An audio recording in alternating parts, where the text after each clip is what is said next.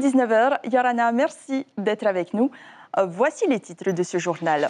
Un demi-siècle, ça se fête. 50 ans que Poun Aouia est officiellement une commune. Celle qui comptait 5000 administrés en 1970 en accueille près de 30 000 aujourd'hui. Violence conjugale mortelle au programme des assises. 2 jours pour comprendre pourquoi un homme a frappé sa compagne au point de la tuer en 2019. Un couple de sans-abri mis à l'écart de la société, dit l'avocat de la défense. Il espère réveiller les consciences vertes et culturelles. Jackie Briand tente le palais Bourbon après le palais du Luxembourg. Le 3e adjoint au maire de Haroué place l'environnement, la jeunesse et la culture au cœur de son combat. Et lui aussi mise sur la transition énergétique, Charles Adjé est le seul candidat du Tenati Rassemblement National pour ces législatives. Face à lui, Steve Chailloux, jeune candidat de 36 ans. Est-ce qu'un novice en politique peut avoir sa place à l'Assemblée nationale ? Réponse dans un instant. Le VAA au service de la santé dans les collèges de FAA. Depuis 10 ans, les établissements proposent cette option pour promouvoir la pratique du sport. Mais pour avoir sa place, il faut se distinguer.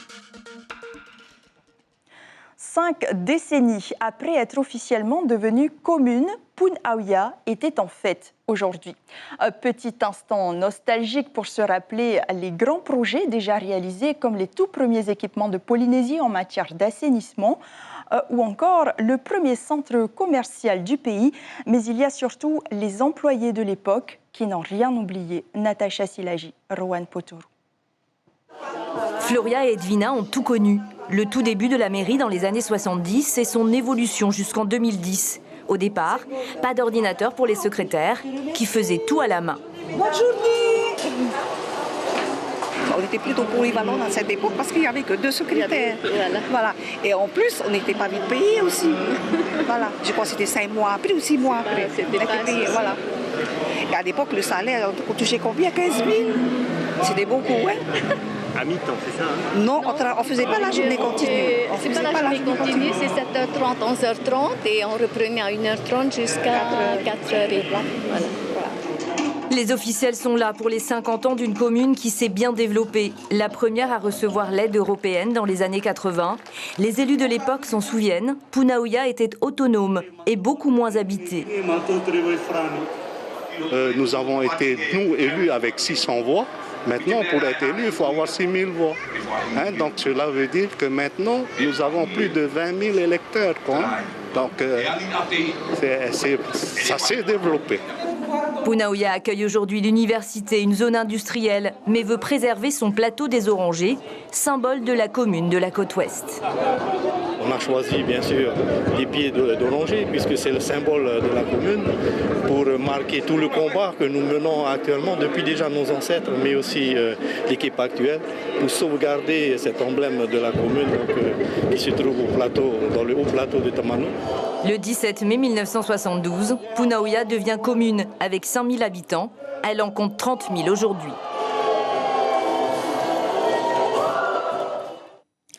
Dans le cadre de cette célébration, plusieurs activités sont prévues jusqu'au mois de juillet. Retrouvez le programme sur la page Facebook de la ville.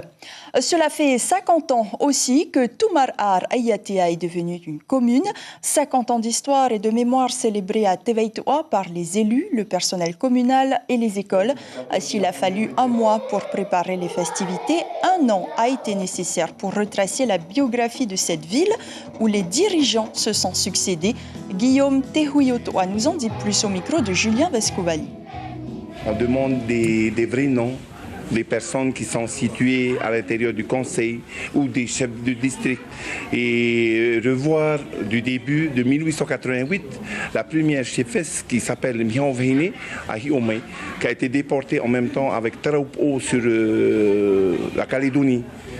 Bon, elle était chefesse de Teveitoa. Après, il y a le chef de Veiaau qui s'appelait avant Tumar'a. Et sachez que des manifestations sportives seront organisées ce week-end à Temarua. À l'heure où les ambitions maritimes dans la zone Indo-Pacifique se cristallisent et où l'Europe entend se doter d'une nouvelle boussole stratégique, les espaces maritimes constituent un enjeu géopolitique considérable et révèlent de nouvelles ambitions stratégiques. Les défis autour du poumon du monde sont nombreux. À Moorea, la question est posée, mais les réponses pas encore trouvées. Caroline Fari, Mirko Vanfo. Immersion nature pour les groupes du Blue Summit au cœur de l'écomusée de Moorea. Ils planchent sur la sauvegarde des océans. Car c'est tout l'enjeu de ce colloque, trouver un terrain d'entente pour une gouvernance commune des mers du globe. Qu'est-ce que la gouvernance des eaux ? Comment on l'obtient ? Comment on la gère ? Qui fait quoi dans le domaine de la protection de l'environnement marin essentiellement ? Et puis donc chaque pays a pu s'exprimer sur ses propres expériences en Nouvelle-Zélande, à Hawaï. Sur ce qui s'est fait, sur les lois qui ont été éditées pour protéger l'environnement marin. Les participants se concertent sur une idée force. L'océan doit être considéré comme une personne, une entité à part entière. Il est temps de reconnaître à l'océan qu'il est une personne sur le plan moral, sur le plan juridique, ça signifie quelque chose, c'est-à-dire qu'il y a des droits. Et que donc si ces droits ne sont pas respectés, ceux qui ne les respectent pas peuvent être attaqués au nom de la défense des océans. Le consensus dépendra d'un impératif, diminuer l'exploitation industrielle et commerciale de la ressource et privilégier les droits des communautés. La Nouvelle-Zélande aujourd'hui reconnaît dans ses lois qu'une rivière, qu'une forêt, c'est une entité à part entière qu'il faut respecter. Donc on essaie d'imaginer demain, ce serait peut-être une des solutions, avant que l'on parle d'économie, avant qu'on parle d'industrialisation, on commence d'abord à penser aux droits des peuples qui vivent dans cet océan. Illustration parfaite de ces propos. Pour clore cette journée sur l'île Sœur, les invités découvriront un orero spécialement consacré à l'attachement du peuple Maheu pour l'océan. Ce soir, cap sur Raiatea, à bord du Paul Gauguin. Oui, et demain, un accueil traditionnel est prévu sur le marais Taputapuatea où les pirogues Hokule à Hikianalia et Afaite ont été accueillis ce matin. Maria n'était pas la première. Avant elle, 3 femmes subissaient les violences infligées par leur mari, le même qui met fin à la vie de sa première victime. Après 15 jours passés en réanimation suite à son passage à tabac, Maria succombe à ses blessures. Ce couple de sans domicile fixe aurait été complètement oublié et mis à l'écart de la société selon maître Vincent Dubois, avocat de la défense. La famille de la victime cherche toujours à comprendre ce qui s'est passé. Résumé de l'audience avec Ismaël Tahiata et Mirko Vanfo. Les histoires d'amour ne finissent malheureusement pas toutes en happy end. Celle de ce couple de sans-abri en tout cas. Lui est très fortement dépendant de l'alcool et des stupéfiants. Elle a tout abandonné, sa famille, son mari et ses enfants pour vivre dans la rue avec lui. Je crois que la personnalité de l'intéressé parle d'elle-même. On est dans quelqu'un qui était déjà écarté de la société, qui souffrait de troubles mentaux, elle aussi. Leur histoire a duré un peu plus de 2 mois. Le 7 février 2019, elle est hospitalisée en réanimation. Maria est dans un coma profond. Son pronostic vital est engagé. L'enquête de police indique que Jean, son compagnon de fortune, la battait très souvent. Mais j'avais mal depuis longtemps. Tu savais qu'elle était frappée par son nouveau compagnon ? Ouais. Mais c'était d'abord ma cousine et après elle m'a appelé. Et ce moment-là, j'ai beaucoup pleuré. Après, on est effectivement dans une misère extrême, tant du côté de l'accusé que du côté de la victime, qui étaient deux SDF. Qui vivaient dans la rue, dont personne ne s'occupait, que personne ne regardait. On n'a qu'à voir dans les conditions dans lesquelles, d'ailleurs, cette femme a été ensuite prise en charge, sans que la DSP ne soit même prévenue avant 7 jours. Donc on comprend qu'effectivement, ils étaient complètement oubliés et mis à l'écart de la société. Plusieurs membres de la famille de Maria se sont constitués partie civile. Un jugement qu'ils attendent depuis 3 ans maintenant. Ils veulent avant tout savoir. Savoir comment c'est au jugement pour la mort de ma maman, Et c'est tout. Tu as essayé de parler avec ta maman? Non. Non, pas du tout. Les faits de violence ayant entraîné la mort sans avoir l'intention de la donner ont été reconnus.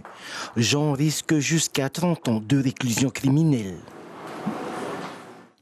La levée des restrictions sanitaires se poursuit. L'obligation de présenter un pass sanitaire à l'entrée des établissements de santé est levée à compter de ce 18 mai, annonce le Haut-Commissariat. Mais les masques, eux, restent imposés. Et nous passons tout de suite au chapitre politique de ce journal.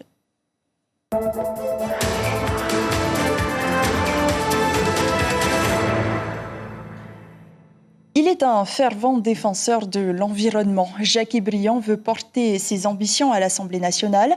Après avoir été élu au conseil municipal de Haroué, le président de Heyoura les Verts veut être élu député de la nation. Quel est son programme? Réponse avec Mélissa Chang et Teiva Ribé. De directeur d'école à politicien, Jackie Briand a toujours cherché à relever des défis. Le candidat dont la première circonscription se soucie de la jeunesse. Originaire de Toubouey, il veut prendre soin de la nouvelle génération et pour cela, le sport est selon lui le meilleur moyen d'équilibrer le corps et l'esprit. Les jeunes qui sont là, ils sont dans la maturité. Très bien. Et c'est du haut niveau. C'est parfait. Et c'est une ambition qui est saine. Bien. Mais il faut aussi mettre dans la démarche des personnes qui aujourd'hui souffrent de tout et de n'importe quoi et le sport peut aider. Des jeunes en quête de sens, Elie en a croisé plus d'un. Le sport les a parfois recadrés, mais le sentiment d'être oublié des politiciens est bien présent. Qu'est-ce que tu attends d'un député, toi? Comme il fait, passer dans les associations, dans les salles pour voir comment ça se passe, tout le temps. Pas venir seulement une fois, après on ne voit plus. Bien, alors ça se passe bien, 5 minutes, ça va, ça se passe bien, pas de problème. La culture polynésienne coule dans ses veines. Jackie Briand est auteur, compositeur et musicien. Il a notamment écrit le titre APP, dansé par la troupe Hitireva au Heiva 2016.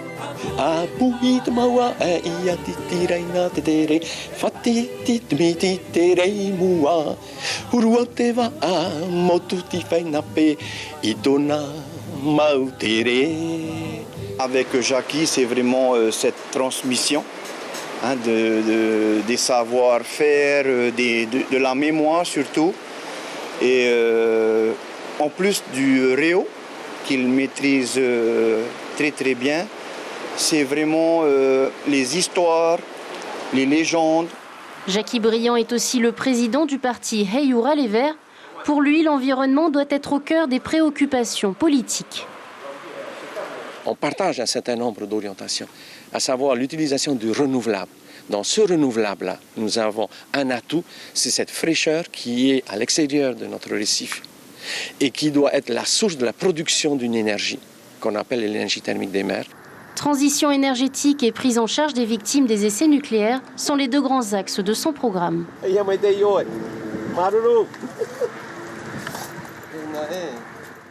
Et dans ce territoire électoral, ils sont finalement 9 à convoiter le titre.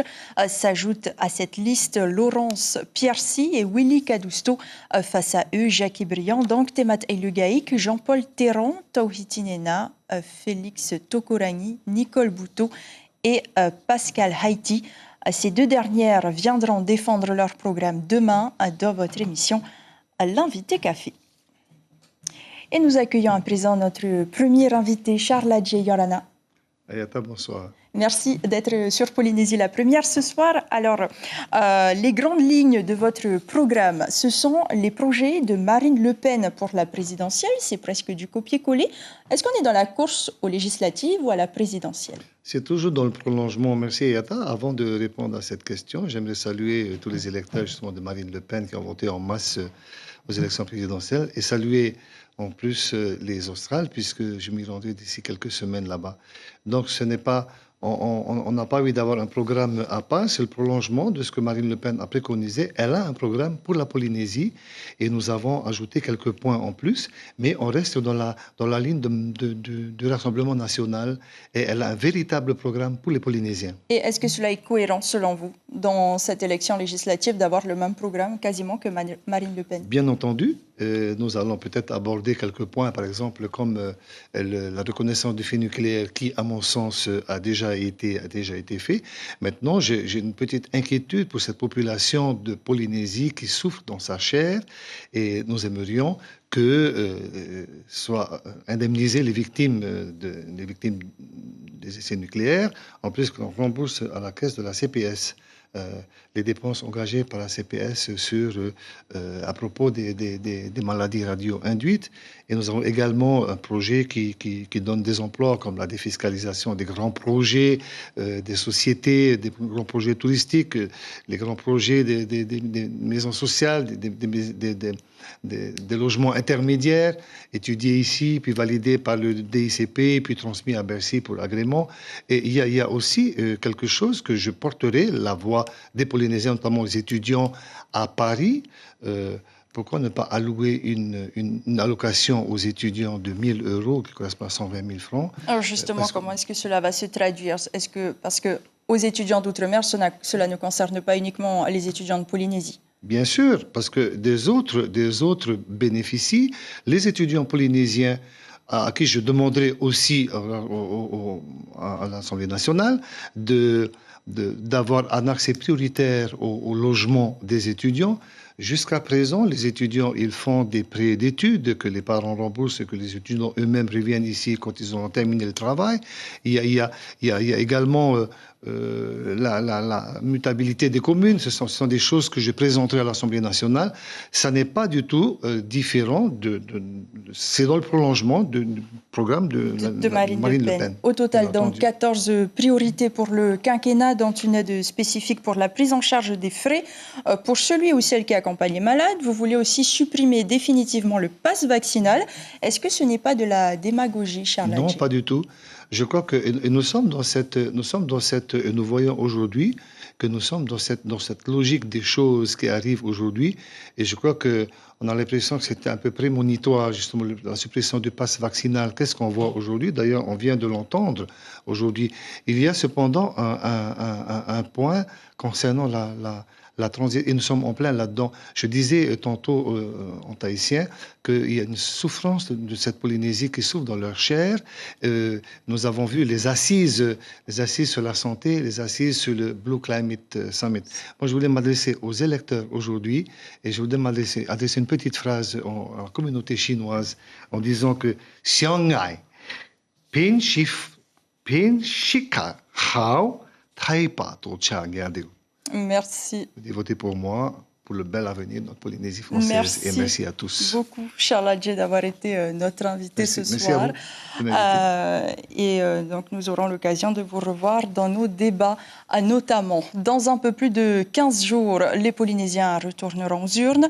Le choix des députés est un enjeu majeur. Ce sont eux qui vont voter les lois avec un impact direct sur le quotidien des citoyens. Corinne Tehiti et Patita Savia ont recueilli vos attentes et vos impressions. Regardez. Député, excuse-moi, je ne suis pas très politique. Je suis au limite pour lui dire, pour avoir y balader, quoi. Non, mais c'est vrai. Est-ce que tu sais quel est le rôle d'un député?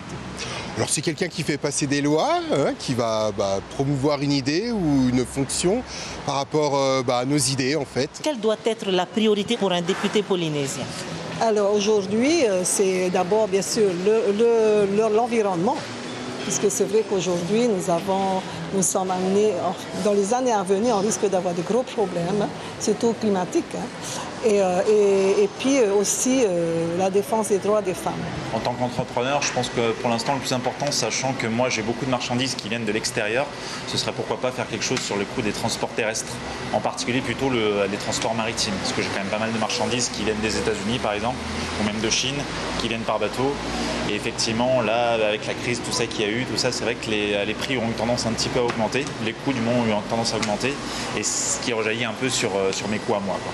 La priorité, c'est prendre soin de l'environnement, déjà, prendre soin du peuple et puis faire des lois pour subvenir aux gens qui en ont besoin et puis avoir de la cohésion, s'entraider un petit peu et puis promouvoir aussi la Polynésie à l'extérieur, c'est-à-dire à l'export, donc un petit peu prendre soin du peuple en fait et prendre soin de notre Fénois. Voilà, beaucoup d'attentes. Nous accueillons notre deuxième invité, Steve Chayou. Yorana. Yorana Yata. Merci d'être sur Polynésie la première ce soir. Alors, comme Heyura les Verts, l'environnement occupe une place importante dans votre programme.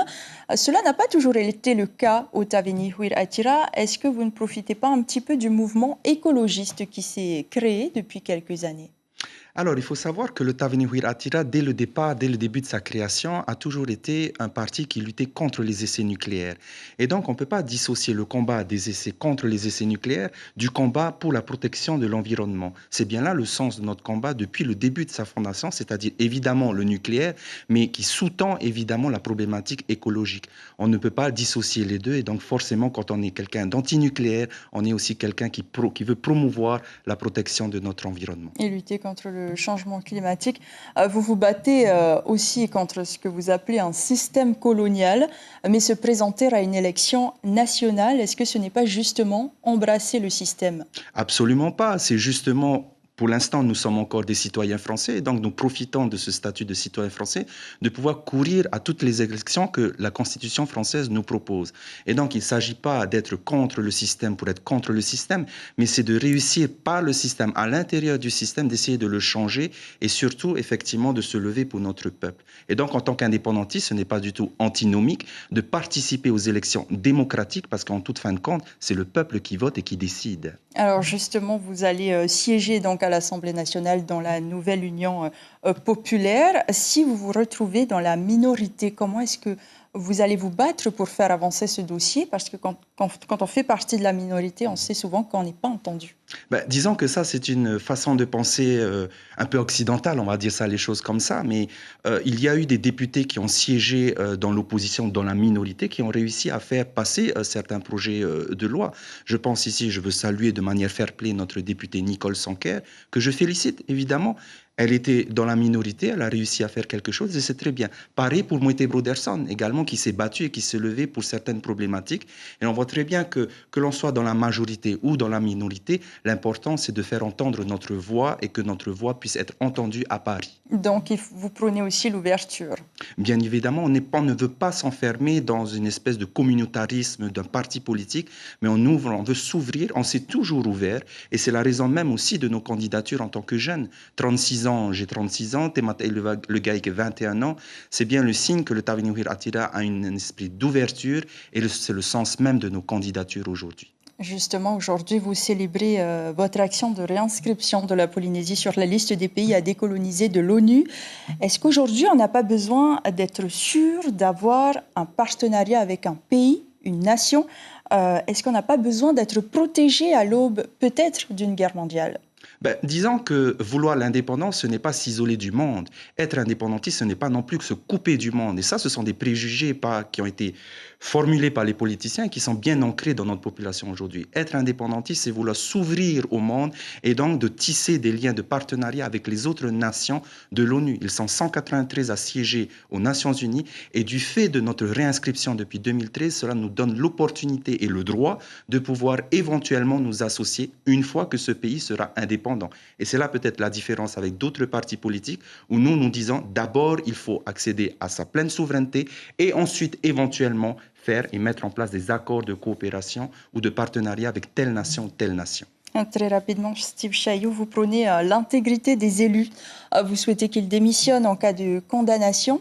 Et si Oscar Temaru venait à être condamné dans l'affaire de Radio Tefana, est-ce que selon vous, il devra démissionner de son poste de maire ?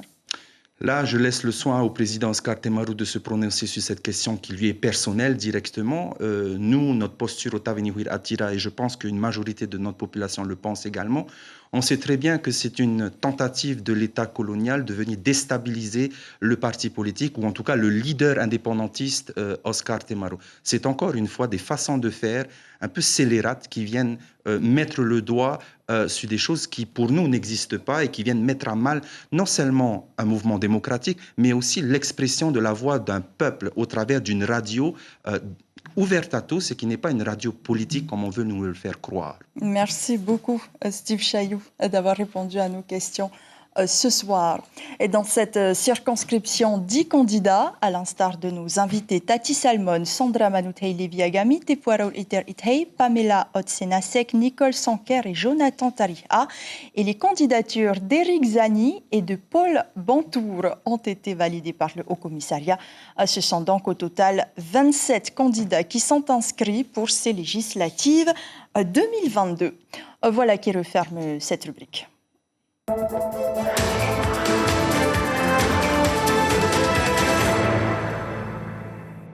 Une corne d'abondance à Tevayuta. Le premier salon du tourisme de la commune a montré une richesse d'activités, un large éventail d'aménités récréatives. 50 exposants ont répondu aux attentes du public et puis les liens se sont renforcés entre les professionnels de la presqu'île ou quand le tourisme vient au secours des prestataires en tout genre, Mélissa Chang et Nicolas Suir. Florent est impatient de découvrir le lagon de Mateya et pour cela, le premier salon du tourisme de Tevayuta tombe à pic. Je ne connais pas du tout ce coin de l'île, donc ça peut être intéressant de découvrir il y a un motu, je crois, pas très loin. Je viens d'ouvrir une société d'excursion nautique, donc basée sur la commune de Mateya, donc Tevayuta. C'est la première fois aussi que je fais un salon comme ça, donc ça me permet de promouvoir ce qu'on fait et puis après essayer de partager avec les clients. Faire la lumière sur les prestataires et les patentés de la commune en les présentant au grand public, l'objectif du salon est bien là. Côté gastronomie, on mise sur les produits frais et locaux et certains n'en laissent pas une miette. J'en ai déjà mangé avec, des poissons importés. Mais là, c'est très, très bon, c'est local. Et c'est fait pour nous, quoi. Après le stand qui ravit le ventre, c'est près des chapeaux, serre-têtes et autres accessoires de mode locale que les clients s'attardent. Comme je suis originaire de Rabat, j'utilise les roseaux et après je fais un mélange de puro, de kerehari, de hépéné et du podanus. La presqu'île a du potentiel, ce coup de pouce sera forcément bénéfique aux professionnels en quête de visibilité. Direction Huahine, où en marge de l'opération Marara qui mobilise, vous le savez, les forces françaises et américaines depuis le 14 mai dans les Rarumat Ei. Et après avoir porté secours à un voilier en détresse dans le cadre de cet exercice, la matinée a été consacrée au nettoyage et à l'embellissement du marais Mateirea au district de Maeva au profit de la population sous la houlette du maire délégué de la commune. Une opération Armée-Nation. Écoutez le lieutenant-colonel Olivier Legrand, commandant du RIMAP, au micro de Jacques Damour et Ignacio Rabeino. À côté de la partie tactique que l'on joue avec un adversaire face à nous qui est simulé, il y a une partie dans ce genre d'opération, suite à un désastre, en l'occurrence un cyclone, c'est l'assistance aux populations. Donc là, on a adapté l'assistance aux populations, là on a joint un côté culturel. C'est la remise en état, l'aide à la remise en état du marais de Matairea. Et le CJA s'expose au Tohua PPU de Hivaoa, des articles de prêt-à-porter en passant par du mobilier et des créations artisanales. Les formations en métallerie, soudure, ferronnerie et agriculture se sont aussi fait une place. Une occasion pour les visiteurs de découvrir les produits réalisés tout au long de l'année par les élèves qui valident leur matière. Un travail qui épate toujours. On écoute les explications de la directrice au micro de Teama Kamia. Premièrement, c'est de valoriser tout le travail qu'ils font au CJA, en atelier professionnel, mais aussi en enseignement général.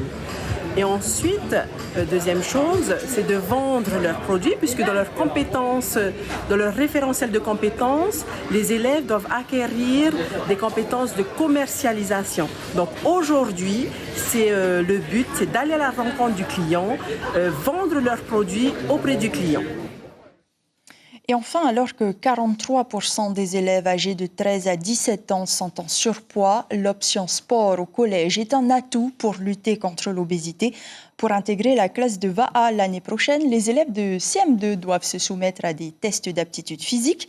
Et pour cela, rien de mieux que de se mettre en conditions réelles. Les détails avec Mireille Gamblin et Jacques Damour. Encore, allez Pépéro, pique à gauche maintenant. Ces mini-athlètes sont peut-être de futurs champions. Après 12 semaines d'entraînement avec leur coach Milton, tous caressent l'espoir d'être recrutés. La rame, c'est ma passion et Mon papy aussi aime ça, du coup je fais aussi ça pour lui faire plaisir. J'adore et je veux, comment on dit déjà, rester dans mon sport préféré. C'est le sport préféré des Tahitiens. Une cinquantaine de candidats pour seulement 12 places, mais l'enjeu ici, c'est surtout de susciter des vocations. Quand ils sont arrivés, ils n'avaient aucune notion de bas. Aujourd'hui, ils savent diriger une pirogue, mener une pirogue et donner le capitaine. Ça a été bien et puis ça fait aussi du sport. C'est bien aussi le VAA. Pourquoi? On peut jouer, on peut ramer, et on peut se baigner, et on peut apprendre. Ça s'est bien passé le VAA parce qu'on a ramé avec M. Milton, il nous a appris à faire du VAA. Près de 10 ans que Milton s'occupe de la classe de VAA 2 fois par semaine, un dispositif qui permet aux enfants de pratiquer une activité physique régulière tout en suivant une scolarité normale.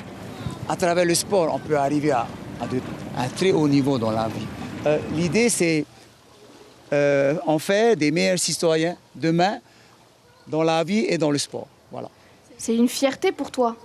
Ah, bien sûr, parce que on peut dire, ça fait 40 ans que je pratique ça et transmettre pour moi, c'est un plaisir. Donc, je suis content de les voir là. C'est mon énergie de tous les jours. C'est eux qui me font venir au boulot tous les jours.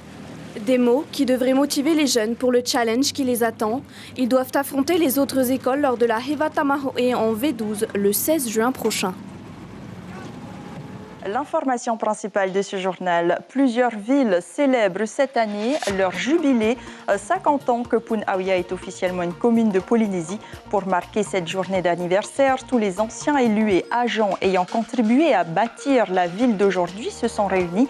Et pour que la célébration prenne une dimension festive, plusieurs manifestations sont prévues jusqu'au mois de juillet.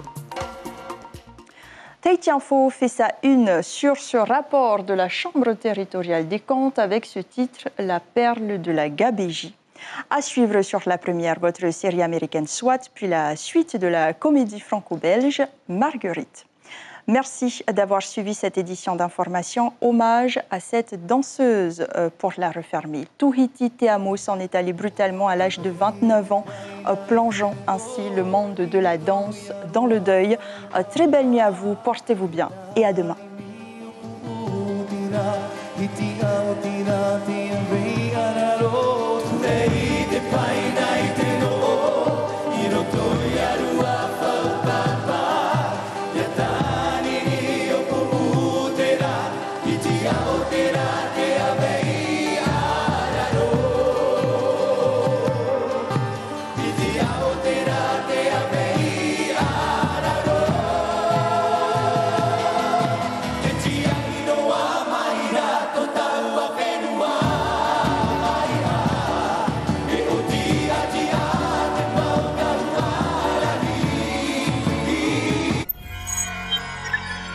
Retrouvez ce programme en replay sur notre site internet.